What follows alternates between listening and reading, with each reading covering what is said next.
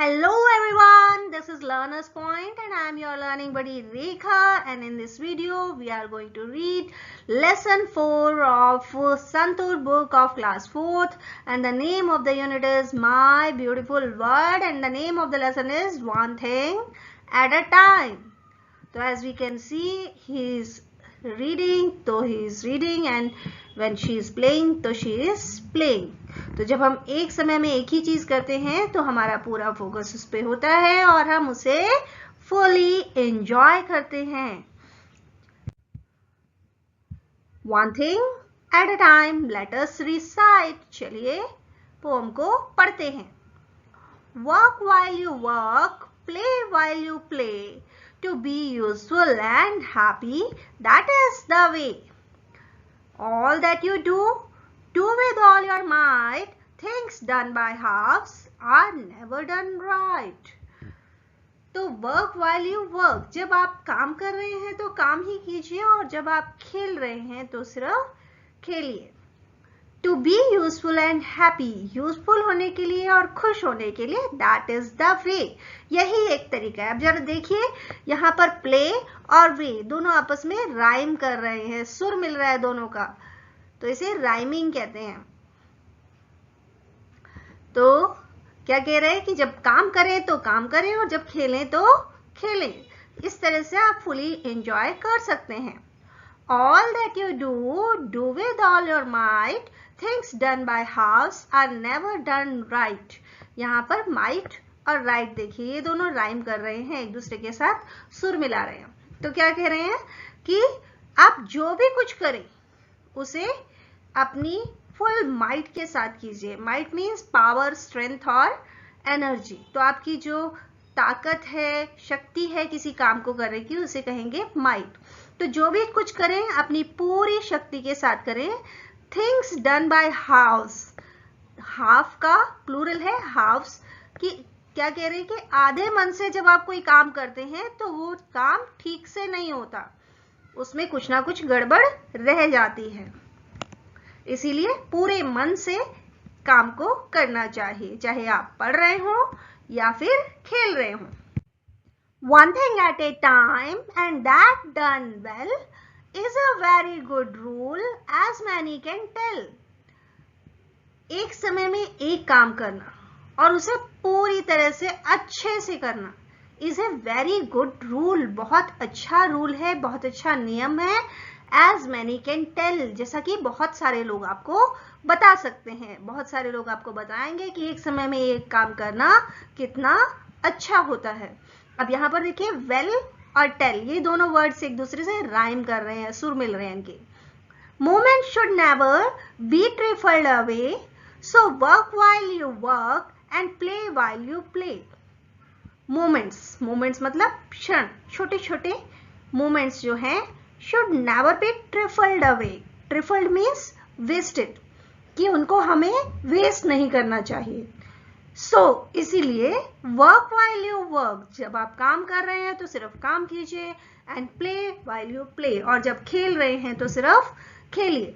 अब देखिए, अगर आप दोनों चीजों को मिक्स करना चाहें, अगर आप सोचें कि हमने एक गेम चला रखा है, हम उसको भी खेल रहे हैं और हम पढ़ भी रहे हैं, तो ऐसा नहीं होगा. या आपको पढ़ रहे हैं तो पढ़ने पे फोकस करना पड़ेगा. और अगर आप सोच रहे हैं हम खेल रहे हैं, खेलते खेलते हम कुछ और चीज भी साथ में कर लें, फोन पे बात कर लें, तो वो नहीं होगा, क्योंकि आपका ध्यान दो जगह पे ड्रिफ्ट करेगा और आपको दिक्कत आएगी, आपको किसी में भी मजा नहीं आएगा. इसीलिए एक समय में एक ही चीज करनी चाहिए. यही मोरल है इस पोएम का, कि हमें एक समय में एक ही चीज को करना चाहिए. तो हमेशा ध्यान रखिए कि किसी भी चीज को फुली एंजॉय करने के लिए आपको उसे पूरे फोकस के साथ करना है, पूरे मन के साथ करना है. Now let us think. Answer the following. In questions के हमें आंसर करने हैं. Question 1. Why is it important to focus on doing one thing at a time? क्यों ये जरूरी है कि हम एक चीज को एक समय पर करने में फोकस करें, कि एक चीज ही की जाए एक समय में, इस बात पर फोकस करने की जरूरत क्यों है? It is important to focus on doing one thing at a time because it helps us to do the task properly and with full attention, क्योंकि ये हमें टास्क यानी किसी भी काम को प्रॉपरली अच्छे तरीके से करने में मदद करता है, एंड विथ फुल अटेंशन, और हम पूरे ध्यान से उसे कर पाते हैं। तो इसे प्रॉपरली तक भी छोड़ देंगे तो भी चल जाएगा अगर ये सिर्फ 1 मार्क का आंसर है, और अगर आपके क्वेश्चन की वेटेज 2 मार्क्स की है तो आप आगे ये ऐड कर देंगे। Always focus on the weightage of the marks of the question being asked. जो भी सवाल पूछा गया है आपके एग्जाम में या आपके टेस्ट में, उसमें मार्क्स की कितनी वेटेज है वो जरूर देखिए और उसी के हिसाब से हमेशा अपने क्वेश्चंस को आंसर कीजिए। Make a list of words that rhyme in the poem one thing at A time. ये जो हमने अभी पोएम पढ़ी one thing at A time, इसमें जो वर्ड्स राइम कर रहे हैं उनकी लिस्ट बनाइए। The words that rhyme in the poem are, इस पोएम में 4 स्टैंजास थे और उन चारों स्टैंजास में एक एक पेयर ऑफ वर्ड्स ऐसा था जो कि राइम कर रहा था, जैसे प्ले और वे फर्स्ट स्टैंजा में, माइट और राइट सेकेंड स्टैंजा में, वेल और टेल थर्ड स्टैंजा में, और अवे और प्ले फोर्थ स्टैंजा में राइम कर रहे थे। How do you feel after finishing A task that you have done well? जब आप किसी काम को बहुत अच्छे से पूरा करते हैं तो आपको कैसा महसूस होता है? ऑब्वियस सी बात है, बहुत अच्छा लगता है। I feel very happy and satisfied, बहुत खुश होते हैं और बड़ी संतुष्टि मिलती है। सेटिस्फाइड, संतुष्टि मिलती है when I finish A task perfectly, जब हम एक टास्क को परफेक्टली फिनिश करते हैं, अच्छे से पूरा करते हैं। What are some of the things you do every day that help you stay calm and focused? ऐसी कौन सी चीजें हैं जो आप हर रोज करते हैं जिनसे आप शांत और फोकस्ड रहते हैं, आपका ध्यान केंद्रित रहता है और आप शांत रहते हैं? स्टे काम, शांत रहना, फोकस्ड, ध्यान केंद्रित होना। तो ऐसी कई सारी चीजें हो सकती हैं। Some things I do every day to stay calm and focused are, कुछ चीजें जिनसे हम काम यानी शांत और फोकस्ड हो सकते हैं। देखिए ये वर्ड CALM काम होता है, L साइलेंट होता है यहाँ पे, ये हमेशा ध्यान रखिएगा। तो कुछ चीजें जिनसे हम शांत रहते हैं और हमारा ध्यान केंद्रित रहता है एक ही चीज पे, वो क्या हो सकती हैं? Making a to do list, अपने लिए एक टू डू लिस्ट बना सकते हैं हम कि हमें आज क्या क्या काम करने हैं। तो उससे क्या है, हमें पता होगा कि हमें आज क्या क्या करना है और हम उसके हिसाब से काम करते चलेंगे। Doing deep breathing and meditation, deep breathing करने से और मेडिटेशन करने से भी हमारा ध्यान फोकस्ड हो सकता है और हम शांत हो सकते हैं। रीडिंग और राइटिंग क्वाइटली, शांति से पढ़ना या लिखना भी हमें हेल्प करता है शांत रहने में। स्पेंडिंग सम टाइम आउटडोर्स और इन नेचर, कुछ समय आउटडोर्स यानी घर से बाहर प्रकृति में बिताना भी हमें काम और फोकस्ड रहने में मदद करता है। Taking short breaks between tasks, जब भी आप कोई काम कर रहे हैं, चाहे स्कूल का काम कर रहे हैं, चाहे कोई कुछ और चीज कर रहे हैं, तो उस काम के बीच में, अगर वो लंबे समय तक चलने वाला काम है तो उसके बीच में थोड़े थोड़े छोटे छोटे ब्रेक्स ले सकते हैं हम, और उससे भी हम काम और फोकस्ड होंगे। Think and discuss, what do you like doing in your free time? आपको फ्री टाइम में क्या करना पसंद है? अब इसके आंसर्स वेरी कर सकते हैं, हर बच्चे को अलग चीज पसंद हो सकती है और वो उसको कर सकता है। मैंने कुछ ऐसे ही छोटा सा लिखा है, आप देख सकते हैं। इन माई फ्री टाइम, मेरे फ्री टाइम में I often play Ludo with my elder sister and parents. Often means अक्सर, अब यहाँ पर भी T साइलेंट है, देखिए OFTEN, ऑफ्टन नहीं बोलेंगे इसे, ऑफन बोलेंगे। तो मैं अक्सर लूडो खेलती हूँ और अपनी बड़ी बहन और पेरेंट्स के साथ। वॉच टीवी, टीवी देखती हूँ, एंड प्ले आउटडोर गेम्स, और कई बार आउटडोर गेम्स भी खेलती हूँ। Now let us learn. Match the words with their meanings, words को हमें उनके मीनिंग्स के साथ मैच करने हैं। वर्ड्स से रखे हैं माइट, यूजफुल, मोमेंट्स। मीनिंग है हेल्पफुल और beneficial, short periods of time और स्ट्रेंथ और पावर। तो माइट का मीनिंग क्या हो सकता है? स्ट्रेंथ और पावर। माइट का मतलब होगा स्ट्रेंथ और पावर। यूजफुल का क्या होगा? हेल्पफुल और बेनिफिशियल, किसी चीज के लिए हेल्पफुल होना या बेनिफिशियल होना, फायदेमंद होना। मोमेंट्स का क्या होगा? शॉर्ट पीरियड्स ऑफ टाइम, समय का छोटा सा पीरियड, उसे मोमेंट्स कहे। Now use the words and frame meaningful sentences. अब उन वर्ड्स को यूज करते हुए हमें मीनिंगफुल सेंटेंसेस बनाने हैं। माइट को यूज करते हुए बनाते हैं। The elephant used all its might to move the heavy log. हाथी ने अपनी सारी ताकत लगा दी उस हैवी लॉग क्या होता है? लकड़ी का बड़ा सा लट्ठा जो होता है उसको बोलते हैं लॉग। तो उस लॉग को मूव करने के लिए, हिलाने के लिए उसने अपनी सारी ताकत लगा दी। आपने शायद मूवीज वगैरह में देखा होगा कि एलिफेंट्स को बड़े बड़े लॉग ऑफ वुड को हिलाने के लिए, उनको एक जगह से दूसरी जगह ले जाने के लिए यूज किया जाता है जंगलों में। Useful, this book is very useful for learning new words. ये बुक नई वर्ड्स को सीखने के लिए बहुत ही यूजफुल है। Moments. I enjoyed every one of those special moments with my family. कि मैंने मेरे परिवार के साथ बिताए हुए उस हर एक क्षण को enjoy किया, उसमें हर एक क्षण में आनंद लिया। तो इस तरह से आप कई सारे सेंटेंसेस अपने आप से बना सकते हैं।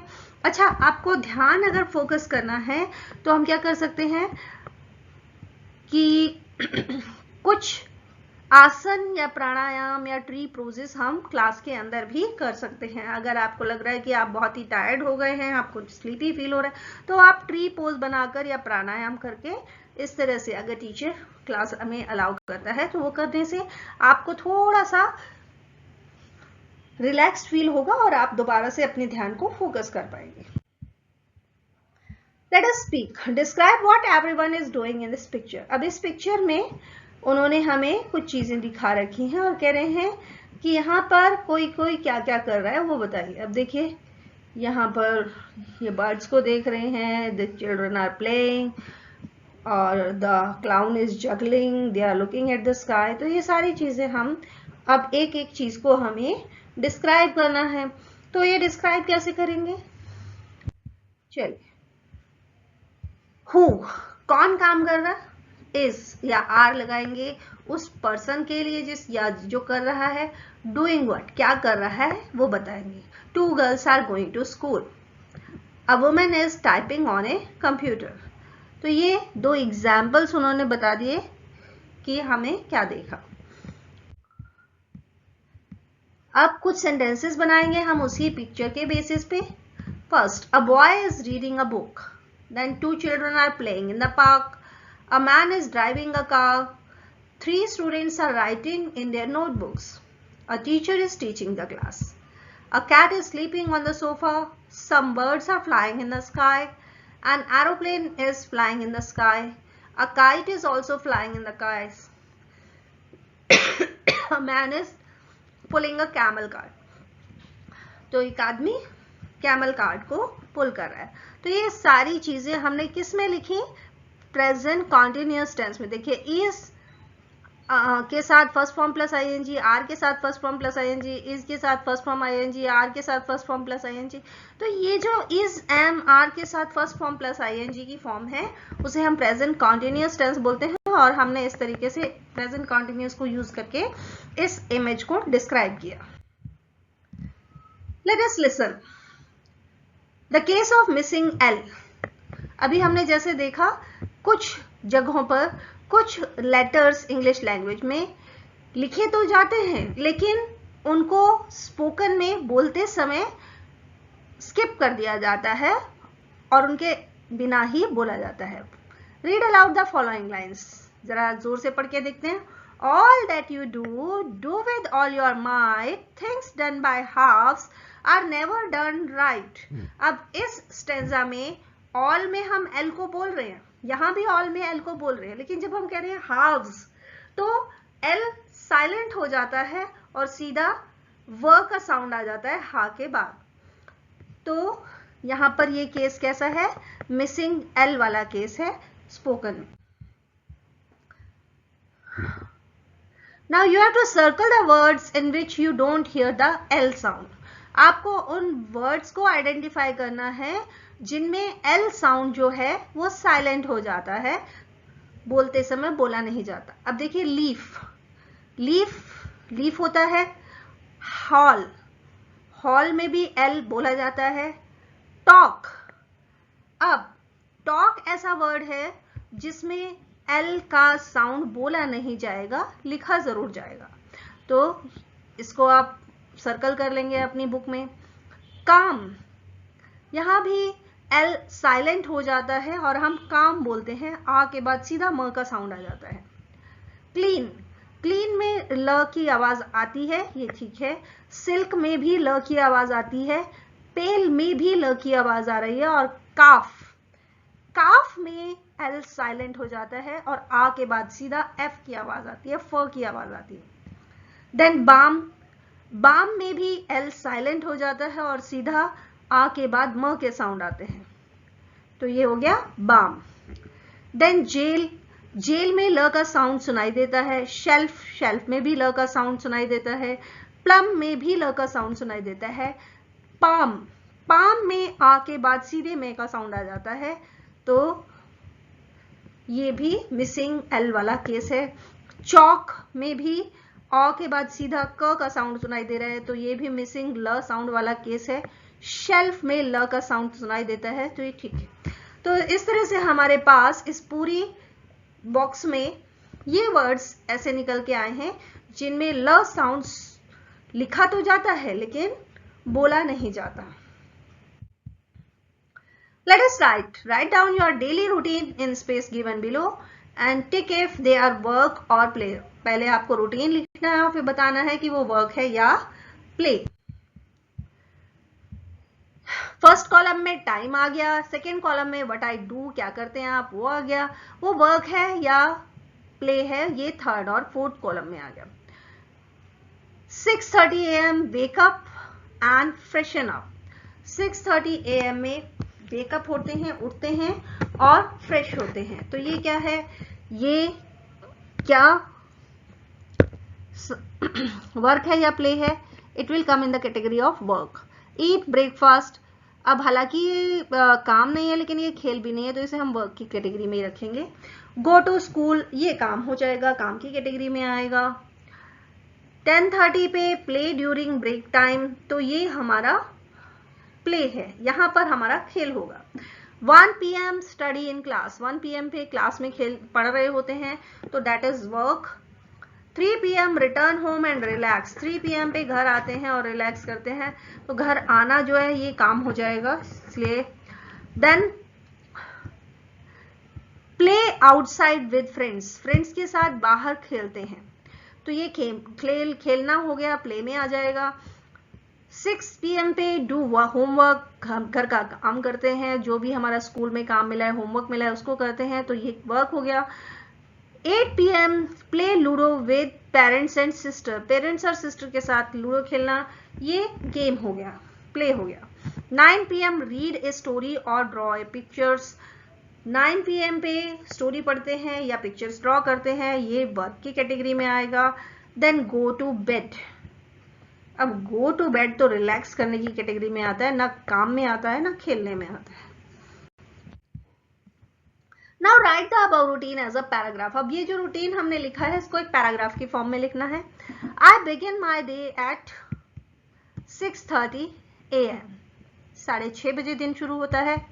आई wake up and then freshen up, मैं उठती हूँ और फिर फ्रेश होती हूँ. After this I eat my breakfast, breakfast करती हूँ. बाय 8 AM, 8 बजे तक ये सब हो जाता है. I am ready for school, school के लिए तैयार हो जाती हूँ.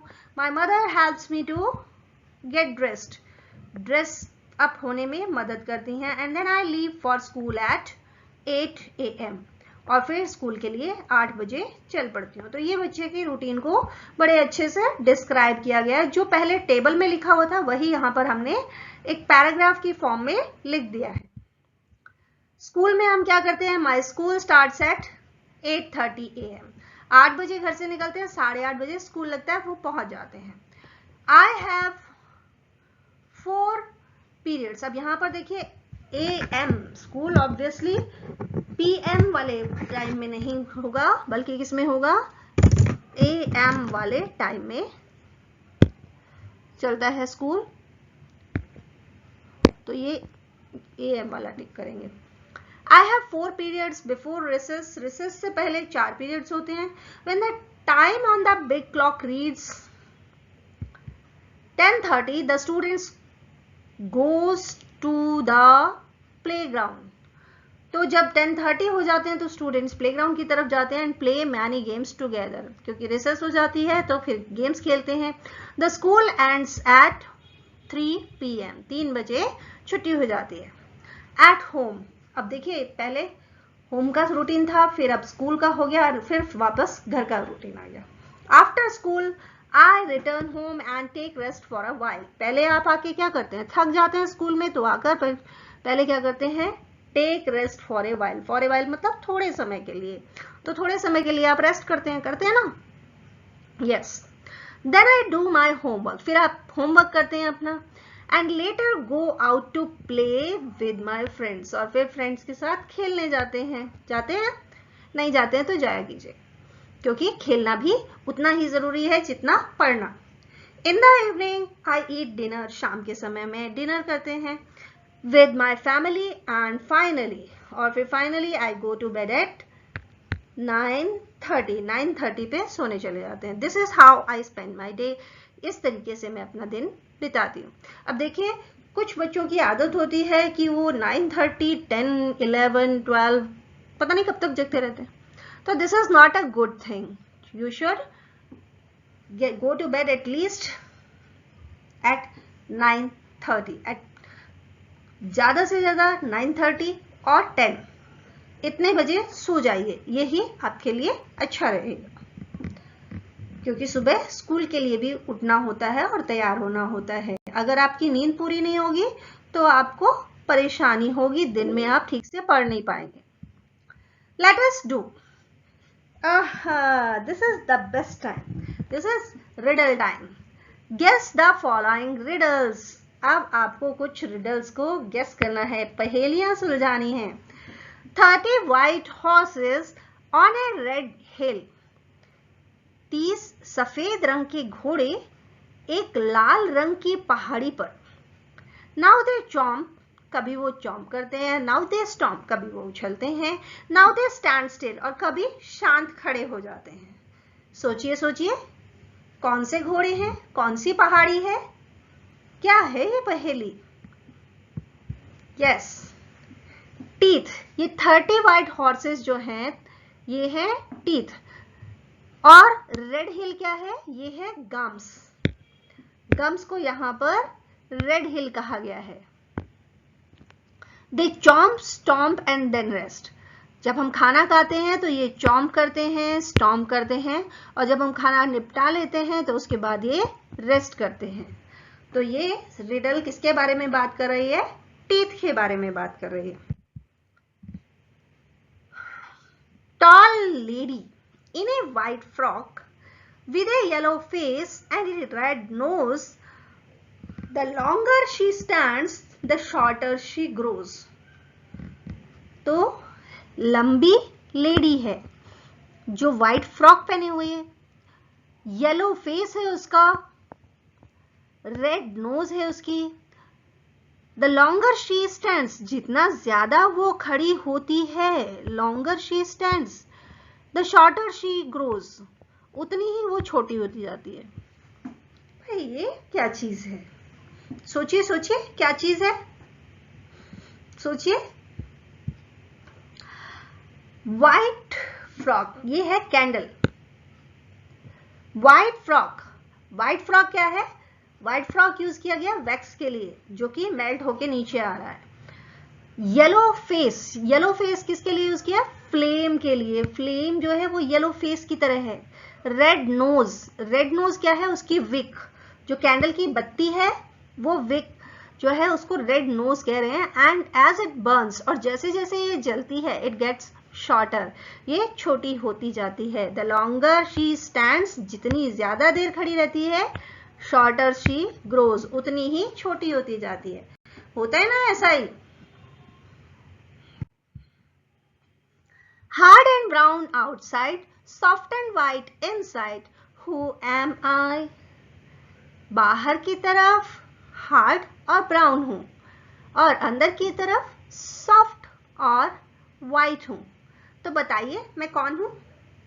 सोचिए सोचिए किसके बारे में बात हो रही है. सोचिए जरा. कोकोनट.